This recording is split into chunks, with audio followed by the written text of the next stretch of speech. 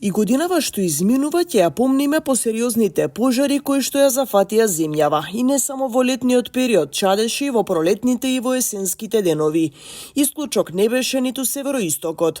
Во пожарот во Кумановско кокошиње загина и повозрасно лице. Изгореа куќи, но и шуми во Кумановско, но и во Старо Нагоричане. Освен материјалната штета и атмосферата беше загадена. Пожарникарите од Старо Нагоричане досега бележат 118 пожари. Од нив 8 зафатиле шумски предели.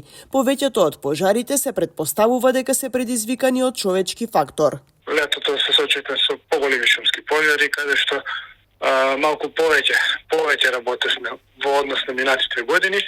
Во однос на минатата година и сега во овој период можам да кажам дека е доста помирно, дури 50% од минатата година помалку имаме работа. Годинава во споредба со претходните 2 децении повеќето од пожарите биле на површини надвор од шума. Зафатени беа пасишта, земјоделски површини и предели со ниска вегетација. Опожарени се околу 9000 хектари шума и шумско земјиште, покажува една од анализите изготвени во рамки на програмата за управување со пожари на ниво на Западен Балкан, финансирана од Швајцарската агенција за развој и соработка, а чиј партнер е Министерството за земјоделство, шумарство и водостопанство, но и други тела. Како предизвикувачи, дури 70 до 90% е човечката активност. Тука станува спор за пред се пожари кои што се од небрежност, односно од невнимание, поголем процент.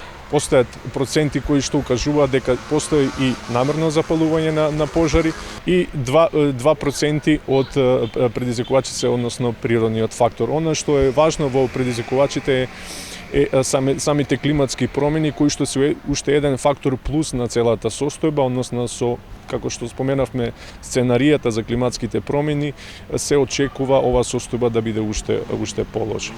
Цел на програмата за управување со пожари на ниво на предел во Западен Балкан е зголемена отпорност на пределите од пожари на Западен Балкан, што ќе им користи на луѓето чија екзистенција и социоекономски развој зависат од овие предели. Во рамки на програмата за управување со пожари се изготвени неколку документи, но е формирана и националната мрежа за управување со пожари во земјава. Таа во моментов работи на документ чиј фокус ќе бидат превентивните мерки. Досегашните анализи информираат покажале дека неколку ризик фактори придонесуваат за зголемување на бројот на пожарите.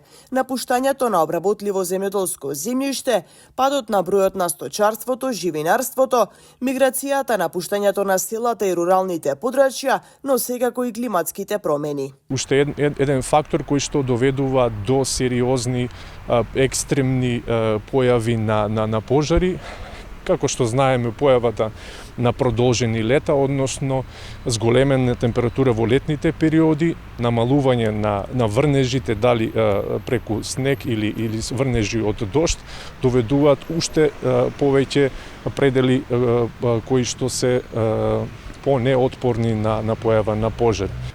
Самата сезона на пожари, која што во минатото беше многу пократка, со помош на со климатските промени доведуваат до проширување на таа сезона на пожари, кој што е еден предизвик. Разликата со шумите на терен најдобро ја знаат љубителите на планината. Од Сдруженијето Поларис сметаат дека треба да се размисли за летните забрани за посета на планина, исклучок да бидат планинарите. Тие се најчесто на терен и можат да бидат соработници на национални шуми, бидејќи навремената интервенција велат е клучна. Има голема разлика затоа што годинава имаше многу голем број на пожари на територијата на цела држава. Така да многу е видлива разликата во поглед на вегетација и на пожарените места. Не треба да се фрлаат отпадоци, не треба да се фрлаат отпушоци од цигари кои се движат луѓето во природа или на планина, посебно не возачите додека возат.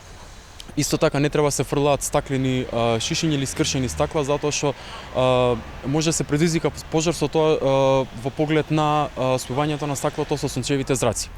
Исто така би апелирал да има поголема контрола од вработените од национални шуми. Здруженијето Поларис, заедно со уште две планинарски друштва и Национални шуми Куманово на 30 месецов, ќе ја пошумува планината Козјак, подрачјата Кокино и Малотино, кои беа зафатени од големи пожари. Инаку за подобрување на состојбата и во програмата за управување со пожари, стои дека клучни се превентивните мерки и активности, поголема меѓуинституционална соработка, кампањи за кревање на свеста на населението и обуки.